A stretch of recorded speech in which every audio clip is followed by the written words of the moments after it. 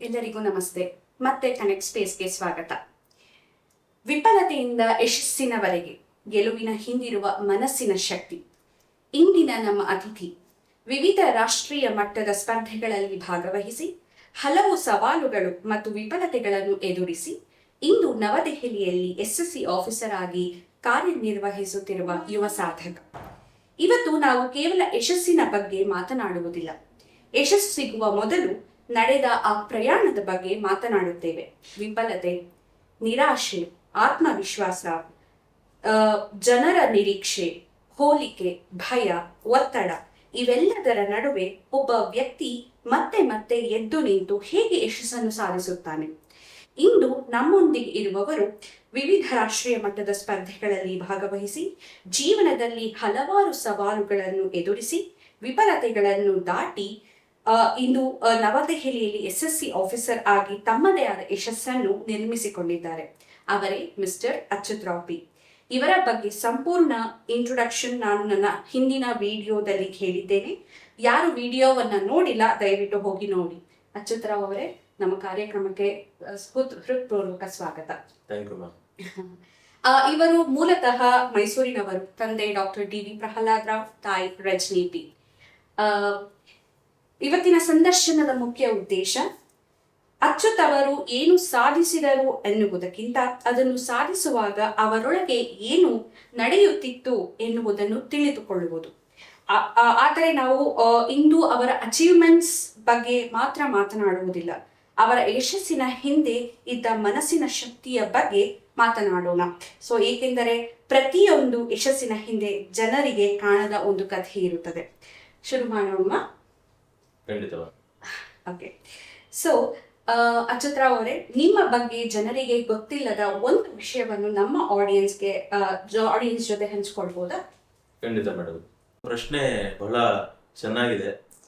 ಗೊತ್ತಿಲ್ಲದ ವಿಷಯ ಅಂದ್ರೆ, ನಾನು ಯಾವುದೇ ಕೆಲಸವನ್ನ ಮಾಡಲಿಕ್ಕೆ ಪ್ರಾರಂಭ ಮಾಡಿದಾಗ ಎಷ್ಟೇ ಕಷ್ಟ ಆದರೂ, ಅದರಲ್ಲಿ ಎಷ್ಟೇ ಚಾಲೆಂಜಸ್ ಅಂತ ಬಂದ್ರು, ನಾನು ಯಾವುದೇ ಕಾರಣಕ್ಕೂ ಬಿಟ್ಕೊಡುವಂತ ಮನಸ್ಥಿತಿಯವನಲ್ಲ. ಅದನ್ನ ಪೂರ್ತಿ ಮಾಡಿನೇ ಅದರಲ್ಲಿ ಏನೋ ಒಂದು ಯಶಸ್ಸನ್ನ ಕಂಡೇನ ಆ ಒಂದು ಕೆಲಸವನ್ನ ನಾನು ಮುಗಿಸ್ತೀನಿ. ಈ ಒಂದು ವಿಷಯವನ್ನ ಹೇಳಲಿಕ್ಕೆ ಇಷ್ಟಪಡ್ತೀನಿ. ಓಕೆ. ನಿಮ್ಮ ಜೀವನದ ಜರ್ನಿಯನ್ನು 3 ಪದಗಳಲ್ಲಿ ನೀವು ಹೇಳ್ಬೇಕಾದ್ರೆ ಯಾವ 3 ಪದಗಳನ್ನ ಆಯ್ಕೆ ಮಾಡ್ತೀರಾ? ನನ್ನ ಜೀವನದ 3 ಪದಗಳು ಏನು ಅಂತ ಕೇಳಿದ್ರೆ, ಒಂದು ತಂದೆಯ ಪ್ರೋತ್ಸಾಹ, ತಾಯಿಯ ಶಕ್ತಿ, ನನ್ನ ಕೆಲಸದ ಮೇಲಿರುವ ನಂಬಿಕೆ. ಈ 3 ನನ್ನ ಜೀವನದ ಅತಿ ಮುಖ್ಯವಾದಂತ ಪದಗಳು. ಈ 3 ಮುಖ್ಯವಾದಂತ ಪದಕ್ಕೆ ಇನ್ನೊಂದು ಬಲವಾದ ಒಂದು ಪದ ಏನಂದ್ರೆ ಭಗವಂತನ ದಯೆ. ಈ 3 ಪದಕ್ಕೆ ಒಂದು ದೊಡ್ಡ ಶಕ್ತಿ ಅಂದ್ರೆ ಅದಾಗುತ್ತೆ. ಆದ್ರಿಂದ ಈ ಎಲ್ಲಾ ಶಕ್ತಿಗಳು ಸೇರಿದ್ರೆ ನನ್ನ ಇವತ್ತಿನ ಏನೇ ಒಂದು ಯಶಸ್ಸು ಇರ್ಬೋದು ಅಥವಾ ಬಂದಂತ ದಾರಿ ಇರ್ಬೋದು, ಅದಕ್ಕೆ ಕಾರಣ ಆಗುತ್ತೆ ಅಂತ ಹೇಳಿದ್ರೆ ತಪ್ಪಾಗಲ್ಲ. ತುಂಬಾ ಒಳ್ಳೆ ಉತ್ತರ ಕೊಟ್ಟಿದ್ದೀರಾ. ಇಂದು ನಿಮ್ಮ ಬಾಲ್ಯದ ನಿಮ್ಮನ್ನೇ ನೋಡಿದ್ದಾರೆ. ನಿಮ್ಮೊಳಗೆ ಯಾವ ಭಾವನೆ ಮೂಡುತ್ತೆ? ನನ್ನ ಬಾಲ್ಯದ ದಿನವನ್ನು ನೋಡಿದ್ರೆ ನನಗೆ ಒಂದು ಓದ್ತಿರ್ಲಿಲ್ಲ, ಮತ್ತೆ ಕಾನ್ಸಂಟ್ರೇಷನ್ ಅಂತ ನಾನು ಏನೇ ಹೇಳ್ತೀನಿ. ಇವತ್ತು ಕಾನ್ಸಂಟ್ರೇಷನ್ ಇದೆ, ಓದ್ತೀವಿ, ಮಾಡ್ತೀವಿ. ಆದ್ರೆ ಬಾಲ್ಯದ ದಿನಗಳಲ್ಲಿ ನಮ್ಮಮ್ಮ ನನಗೆ ಯಾವಾಗ್ಲೂ ಓದಿಸ್ಬೇಕಾದ್ರೆ ನಾನು ಬಹಳಷ್ಟು ದಿನಗಳ ಕಾನ್ಸಂಟ್ರೇಷನ್ ಅನ್ನೋದು ಇರ್ತಿರ್ಲಿಲ್ಲ. ನನಗೆ ಡೈವರ್ಷನ್ಸ್ ಜಾಸ್ತಿ, ಡಿಸ್ಟ್ರಾಕ್ಷನ್ಸ್ ಜಾಸ್ತಿ. ಈ ಎಲ್ಲ ಚಾಲೆಂಜಸ್ ದಾಟ್ಕೊಂಡ್ಬಂದು ಈ ಪರ್ಟಿಕ್ಯುಲರ್ ಸ್ಟೇಜಿಗೆ ನಾವು ನಿಂತ್ಕೋಬೇಕಾದ್ರೆ ಅದರದೇ ಆದಂತ ಒಂದಿಷ್ಟು ಕ್ರಮಗಳಿರುತ್ತೆ. ನಾವು ಅದಕ್ಕೆ ಯಾಕೆ ಅಂತಂದ್ರೆ ಇಂಟೆಲೆಕ್ಚುವಲ್ ಕ್ವಾಲಿಟಿ ಅನ್ನೋದು ಯಾರಿಗೂ ಕಾಣಲ್ಲ. ಅದು ಹೇಗೆ ಇಂಪ್ರೂವ್ ಆಗ್ತಿದೆ ಅಥವಾ ಅದರ ಕ್ವಾಲಿಟಿ ಹೇಗೆ ಹೆಚ್ಚಾಗ್ತಿದೆ ಅದು ನಮಗೆ ಫೀಲ್ ಆಗ್ತಿರುತ್ತೆ. ಆದ್ರೆ ಅದನ್ನ ಎಕ್ಸ್ಪ್ರೆಸ್ ಮಾಡಕ್ಕೆ ಒಂದೇ ಆಪ್ಷನ್ ಇರೋದು, ನಾವು ನಮ್ಮ ಕೆಲಸದಲ್ಲಿ ಉತ್ತೀರ್ಣ ಆದಾಗ ಅಥವಾ ಕೆಲಸದಲ್ಲಿ ಯಶಸ್ಸನ್ನ ಕಂಡಾಗ ಅಥವಾ ನಾವು ಅನ್ಕೊಂಡಂತ ಕೆಲಸ ನಮಗೆ ಸ್ಮೂತ್ ಆಗಿ ಹೋಗ್ತಿದೆ ಅಂದಾಗ ಮಾತ್ರ ನಮ್ಮ ಇಂಟೆಲೆಕ್ಚುಯಲ್ ಕ್ವಾಲಿಟಿ ಕರೆಕ್ಟ್ ಆಗಿದೆ ಅನ್ನೋದೊಂದು ಅರ್ಥವನ್ನು ನಾವು ಮಾಡ್ಕೋಬೇಕಾಗತ್ತೆ. ಆದ್ರಿಂದ ಈ ಎಲ್ಲ ಒಂದು ಜರ್ನಿ ಅನ್ನೋದು ಏನಿದೆ, ಇಟ್ಸ್ ಮೋರ್ ಆಫ್ ಚಾಲೆಂಜಸ್ ಅಂತ ಹೇಳ್ತೀನಿ ನಾನು. ಯಾಕಂದ್ರೆ ಮೈಂಡ್ ಸೆಟ್ ಅನ್ನೋದು ನಮಗೆ ಪ್ರತಿ ಸತಿ ಚೇಂಜಸ್ ಆಗ್ತಿರುತ್ತೆ. ಯಾಕಂದ್ರೆ ಈ ವಯಸ್ಸಲ್ಲಿ ಇರ್ತಕ್ಕಂಥ ಮೈಂಡ್ ಸೆಟ್ ಮುಂದೆ ಇರುತ್ತೋ ಇಲ್ಲೋ ಗೊತ್ತಿಲ್ಲ, ಅಥವಾ ಈಗಿರೋ ಮೈಂಡ್ ಸೆಟ್ ಹಿಂದೆ ಇತ್ತೋ ಇಲ್ಲೋ ಅನ್ನೋದು ಗೊತ್ತಾಗಲ್ಲ. ಸೊ ಅದರಿಂದ ಮೈಂಡ್ ಸೆಟ್ ಅನ್ನೋದನ್ನ ನಾವು ಯಾವಾಗ್ಲೂ ಸ್ಟೇಬಲ್ ಆಗಿ ಇಟ್ಕೋಬೇಕು ಅನ್ನೋದು ನನ್ನ ಭಾವನೆ. ಮತ್ತೆ ಆ ಸ್ಟೆಬಿಲಿಟಿ ಇರಬೇಕಾದ್ರೆ ಮನೆಯ ವಾತಾವರಣ ಬಹಳ ಮುಖ್ಯ ಆಗುತ್ತೆ, ಮತ್ತೆ ದೇವರ ಮೇಲೆ ಇರ್ತಕ್ಕಂಥ ನಂಬಿಕೆ ಬಹಳ ಮುಖ್ಯ ಆಗುತ್ತೆ. ಸೊ ಅದ್ ಎರಡೇ ನನ್ನ ಜೀವನದಲ್ಲಿ ಇದೆರಡು ಅಂಶಗಳು ಬಹಳ ಮುಖ್ಯವಾದಂತ ಪಾತ್ರವನ್ನು ವಹಿಸಿದೆ ಅಂತ ಹೇಳಿದ್ರೆ ತಪ್ಪಾಗಲ್ಲ. ನಿಮ್ಮ ಉತ್ತರಗಳನ್ನ ಕೇಳ್ತಿದ್ರೆ ದೇವರ ಅನುಗ್ರಹ, ತಂದೆ ತಾಯಿ ಪ್ರೋತ್ಸಾಹ ಎಷ್ಟಿದೆ ಅನ್ನೋದು ನಮ್ಗೆ ತಿಳಿದು ಬರ್ತಾ ಇದೆ ಅಚ್ಚ. ಸೊ ನೆಕ್ಸ್ಟ್ ಪ್ರಶ್ನೆ ಏನು ಅಂದ್ರೆ, ನಿಮ್ಮ ಜೀವನದಲ್ಲಿ ನಾನು ಜೀವನದಲ್ಲಿ ಏನಾದ್ರೂ ಸಾಧಿಸ್ಬೇಕು ಅಂತ ಮೊದಲ ಬಾರಿಗೆ ಯಾವಾಗ ಅನಿಸ್ತು? ನನ್ನ ಜೀವನದಲ್ಲಿ ನನಗೆ ಮೊದಲನೇ ಬಾರಿ ಸಾಧಿಸ್ಬೇಕು ಅನ್ಸಿದ್ದು ನನ್ನ ಬುದ್ಧಿ ತಿಳಿದ ಮಟ್ಟಿಗೆ ಹೈಸ್ಕೂಲಿಗೆ ಬಂದಾಗ. ಹೈಸ್ಕೂಲಿಗೆ ಬರೋವರೆಗೂ ನನಗೆ ಅಷ್ಟಾಗಿ ಯಾವುದೇ ರೀತಿ ಕಾನ್ಸಂಟ್ರೇಷನ್ ಆಗ್ಲಿ ಅಥವಾ ಏನೋ ಗೋಲ್ ಇಟ್ಕೋಬೇಕು ಅನ್ನೋದಾಗ್ಲಿ ನನಗೂ ತಲೆನಲ್ಲಿ ಇರ್ಲಿಲ್ಲ. ಆದ್ರೆ ಒಂದ್ಸತಿ ಹೈಸ್ಕೂಲ್ ಅಂತ ಬಂದಾಗ ಆ ಮೆಚುರಿಟಿ ಅನ್ನೋದು ಪ್ರತಿಯೊಬ್ಬ ಮನುಷ್ಯನಿಗೂ ಬಂದೇ ಬರುತ್ತೆ. 13-14ನೇ ವರ್ಷ ನಾವು ಬಂದಾಗ ಆ ಮೆಚುರಿಟಿ ಅನ್ನೋದು, ಅಥವಾ ಸಮಾಜವನ್ನು ನೋಡೋ ರೀತಿ, ಮತ್ತೆ ಮನೇಲಿ ಆ ಒಂದು ಪ್ರೋತ್ಸಾಹ ಅಥವಾ ಪ್ರೋತ್ಸಾಹ ತಕ್ಕಂಗೆ ನಾವು ಕೆಲಸ ಮಾಡ್ತಾ ಇದೀವ ಅನ್ನೋ ಪ್ರಶ್ನೆಗಳು ನಮ್ಮಲ್ಲಿ ಹುಟ್ಟುತ್ತೆ. ಈ ಪ್ರಶ್ನೆಗಳು ಹುಟ್ಟಿದಾಗ ನಾವು ಆ ಒಂದು ಕೆಲಸಗಳಿಗಾಗ್ಲಿ ಅಥವಾ ಮುಂದೆ ಗೋಲ್ ಇಟ್ಕೊಳ್ಳೋದಾಗ್ಲಿ ಇದರ ಬಗ್ಗೆ ಗಮನವನ್ನು ಹರಿಸ್ತೀವಿ. ಹಾಗೆ ನಾನು ಕೂಡ 14ನೇ ವಯಸ್ಸಿಗೆ ಬಂದಾಗ ಹೈಸ್ಕೂಲ್ ಅನ್ನೋ ಒಂದು ಮೆಟ್ಟಲನ್ನು ಹತ್ತಿದಾಗ ನನಗೆ ಆ ಒಂದು ಎಕ್ಸಾಕ್ಟ್ ಗೋಲ್ ನಾನು ರೀಚ್ ಆಗ್ಬೇಕು, ಜೀವನದ ಏನೋ ಒಂದು ಗುರಿಯನ್ನು ಸಾಧಿಸ್ಬೇಕು ಅನ್ನೋ ಒಂದು ಮನೋಭಾವ ನನಗೂ ಹುಟ್ಟಿತು.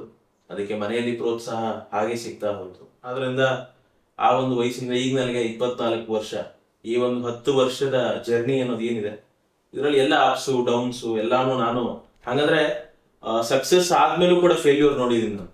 ಸೊ ಅದೊಂದು ವಿಶೇಷತೆ ನನ್ನ ಜೀವನದಲ್ಲಿ. ಯಾಕಂದ್ರೆ ಅದನ್ನ ಹೇಗೆ ಕಂಪೇರ್ ಮಾಡ್ಬೋದು ಅನ್ನೋದಾದ್ರೆ, ಪ್ರತಿದಿನ ಊಟ ಮಾಡ್ತೀವಿ, ಆದ್ರೆ ಮಾರನೇ ದಿನ ನಮ್ಗೆ ತಿರ್ಗಾ ಹೊಟ್ಟೆ ಹಸಿಯುತ್ತೆ. ಹಾಗೆ ಸಕ್ಸಸ್ ಫೇಲ್ಯೂರ್ ಅನ್ನೋದು ಹಾಗೆ. ಒಂದು ಸತಿ ಸಕ್ಸಸ್ ಬಂದ ತಕ್ಷಣ ತಿರ್ಗಾ ಫೇಲ್ಯೂರ್ ಬರೋದೇ ಇಲ್ಲ ಅನ್ನೋದಿಲ್ಲ. ಸೊ ಆ ಫೇಲ್ಯೂರ್ ಅನ್ನ ನಾವು ತಿರ್ಗಾ ಅಕ್ಸೆಪ್ಟ್ ಮಾಡಬೇಕು, ಮತ್ತೆ ಅದನ್ನ ತಿರ್ಗಾ ಹೇಗೆ ಆಪರ್ಚುನಿಟಿಯಾಗಿ ಕನ್ವರ್ಟ್ ಮಾಡಬೇಕು, ಅದನ್ನ ತಿರ್ಗಾ ಹೇಗೆ ಸಕ್ಸಸ್ ರೂಪಕ್ಕೆ ತರಬೇಕು ಅನ್ನೋದ್ರ ಬಗ್ಗೆ ಕೆಲಸವನ್ನು ಮಾಡ್ಬೇಕಾಗುತ್ತೆ ಅನ್ನೋದ್ರ ಮುಖಾಂತರ ಈ ಪ್ರಶ್ನೆಗೆ ಉತ್ತರ. ಸೊ ನಿಮ್ಮ ಸಾಮರ್ಥ್ಯವನ್ನ ಮೊದಲ ಬಾರಿಗೆ ನಂಬಿದ ವ್ಯಕ್ತಿ ಯಾರು? ನನ್ನ ಸಾಮರ್ಥ್ಯವನ್ನ ನಂಬಿದ ಮೊದಲ ವ್ಯಕ್ತಿ ನನ್ನ ತಾಯಿ. ಯಾಕೆ ಅಂತಂದ್ರೆ ನನ್ನ ಜೀವನದಲ್ಲಿ ನಾನು ಏನ್ ಸಾಧಿಸಿದ್ದೀನಿ ಅಥವಾ ಏನ್ ಮಾಡಿದ್ದೀನಿ ಇದೆಲ್ಲ ಒಂದು ಭಾಗ. ಆದ್ರೆ ಆ ಸಾಧನೆ ಮಾಡ್ಲಿಕ್ಕೆ ಮುಂಚೆ ನನ್ನನ್ನು ನೋಡಿದವರು ಅಥವಾ ನನಗೆ ಆ ಸಾಧನೆಯನ್ನ ಮಾಡ್ಲಿಕ್ಕೆ ಪ್ರೋತ್ಸಾಹ ಮಾಡಿದವರು, ನಿನ್ನ ಕೈಲೂ ಮಾಡ್ಲಿಕ್ಕೆ ಆಗತ್ತೆ ಅನ್ನೋ ಒಂದು ನಂಬಿಕೆಯನ್ನ ನನ್ನ ಮನಸ್ಸಿನಲ್ಲಿ ಕೊಟ್ಟಂತವರು ನನ್ನ ತಾಯಿ. ಸೊ ಆದ್ರಿಂದ ಆ ಒಂದು ವಯಸ್ಸಿನಲ್ಲಿ, ಅಂದ್ರೆ ನಮ್ಮ ಚಿಕ್ಕ ವಯಸ್ಸಿನಲ್ಲಿ ನೀವು ಅವಾಗಲೇ ಏನ್ ಪ್ರಶ್ನೆ ಕೇಳಿದ್ರಿ, ಸೊ ಆ ಸಣ್ಣ ವಯಸ್ಸಿನಲ್ಲಿ ನಮ್ಗೆ ಅಷ್ಟು ಗಮನ ಇರಲ್ಲ. ಸೊ ಆದ್ರಿಂದ ಆ ಒಂದು ವಯಸ್ಸಿನನ್ನ ದಾಟ್ಕೊಂಡು ಬಂದ್ಮೇಲೆ ನಮ್ಗೆ ಆ ಪ್ರೋತ್ಸಾಹ ಸಿಗ್ತಾ ಇದೆ ಅನ್ನೋದು ಗೊತ್ತಾಗಕ್ಕೆ ನನ್ಗೆ ತುಂಬಾ ವರ್ಷ ತಗೊಂಡ್ಬಿಡ್ತು.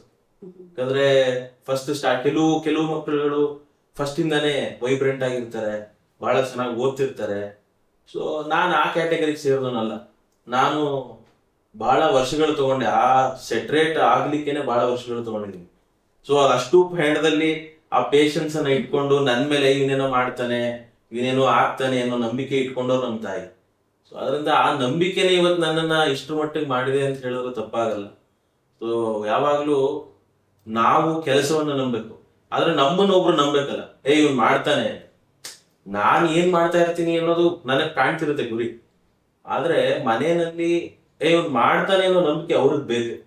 ಸೊ ಆ ನಂಬಿಕೆ ಮೊದಲು ಬಂದಿದ್ದು ನಮ್ಮ ತಾಯಿಗೆ, ನಂತರ ನಮ್ಮ ತಂದೆಗೆ ಅದರ ನಂಬಿಕೆ ಇತ್ತು.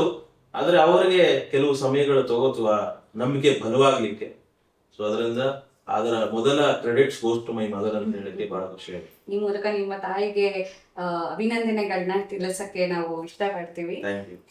ನೀವು ಯಾವಾಗ್ಲೂ ನಿಮ್ಮ ಮೇಲೆ ಕಾನ್ಫಿಡೆನ್ಸ್ ಹೊಂದಿದ್ರ?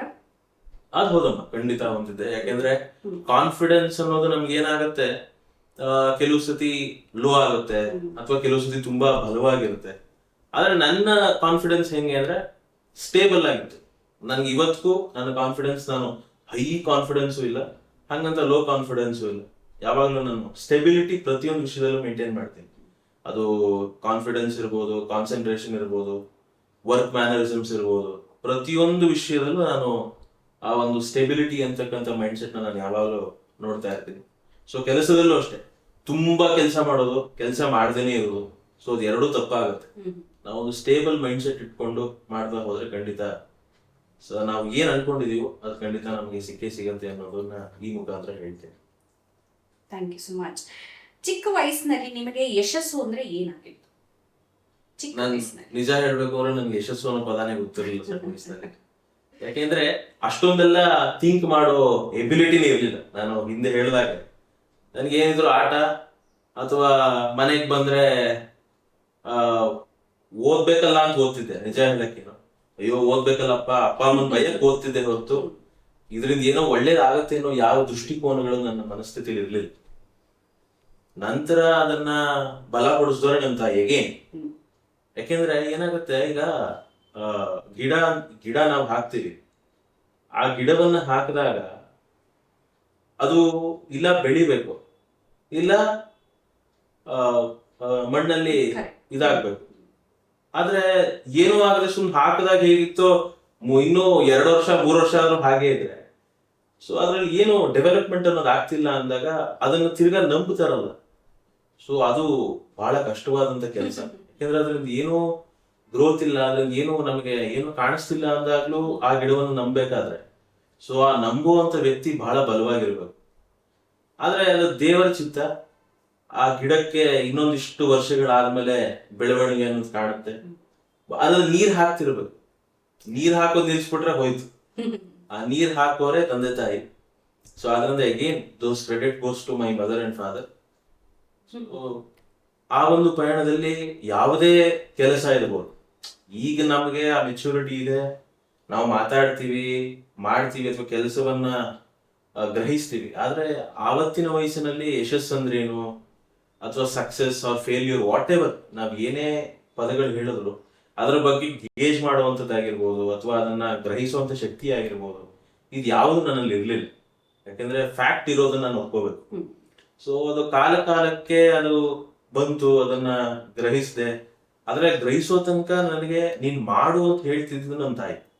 ಸೊ ಇದರಿಂದ ಯಶಸ್ಸು ನನ್ನ ಪ್ರಕಾರ ಏನು ನನ್ನ ಜೀವನದಲ್ಲಿ ಅಂದ್ರೆ ನನ್ನ ತಾಯಿನೇ ನನ್ನ ಯಶಸ್ಸು. ಯಾಕೆ ಅದನ್ನ ನಾನು ಅದನ್ನ ಒಂದೇ ವರ್ಡಲ್ಲಿ ನಾನು ಏನಕ್ಕೆ ಅದನ್ನ ಹೇಳ್ತೀನಿ ಅಂದ್ರೆ, ಸೊ ನಾವು ಯಾವುದೇ ಒಂದು ಕೆಲಸದಲ್ಲಿ ನಾವು ಮಾಡ್ಬೇಕಾದ್ರೂ ಆ ಸಪೋರ್ಟ್ ಸಿಸ್ಟಮ್ ಅನ್ನೋದು ಬಹಳ ಮುಖ್ಯ ಆಗುತ್ತೆ ನಮಗೆ. ನಾವ್ ಯಶಸ್ಸು ಕಾಣಬೇಕಾದ್ರೆ ಸಪೋರ್ಟ್ ಬೇಕು. ಸುಮ್ನೆ ಹೆಂಗೆ ಯಶಸ್ಸು ಕಾಣಕ್ ಖಂಡಿತ ಸಾಧ್ಯ ಇಲ್ಲ. ಸೊ ಯಶಸ್ಸು ಕಾಣಬೇಕು ಅಂದ್ರೆ ನಮಗೆ ಆ ಹಿಂದೆ ನಿಂತಿರುವ ಶಕ್ತಿ. ನೀವು ನನ್ನ ಇಂಟ್ರೊಡಕ್ಷನ್ ಹೇಳ್ಬೇಕಾದ್ರೆ ಒಂದಿಷ್ಟು ಮಾತುಗಳು ಹೇಳೋದು, ಕಾಣದ ಕೈಗಳು ಕೆಲಸ ಮಾಡ್ತಿರುತ್ತೆ, ಕಾಣದ ಕೈಗಳು ನಮ್ಮ ದಡವನ್ನು ದಾಟಿಸುತ್ತೆ. ಸೊ ನನಗೆ ಕಾಣದ ಕೈ ಇಲ್ಲ, ಕಾಣೋ ಕೈಯೇ ಸುಮಾರು ಇದೆ. ಕಾಣದ ಕೈ ನೋಡ್ಬೇಕು ಯಾವ್ಯಾವ್ದಿದೆ. ಸೊ ಕಾಣೋ ಕೈ ತುಂಬಾ ಇದೆ. ಕಾಣೋ ಕೈಗೆಲ್ಲ ಫಸ್ಟ್ ಗ್ರಾಟಿಟ್ಯೂಡ್ ಹೇಳ್ತಾ ಹೋಗ್ತೀನಿ. ಕಾಣದೇ ಇರೋ ಕೈಗೆ ಖಂಡಿತ ನಾನು ಮುಂದಿನ ದಿನಗಳಲ್ಲಿ ರೆಕಗ್ನೈಸ್ ಮಾಡಿ ಅವ್ರಿಗೆ ನನ್ನ ರೀತಿಯಲ್ಲಿ ಗೌರವವನ್ನು ಮಾಡಬೇಕು ಅಂತ ಹೇಳಿದೆ. ಇಟ್ಸ್ ಅ ಫ್ಯಾಂಟಾಸ್ಟಿಕ್ ಆನ್ಸರ್ ಅಚ್ಚು.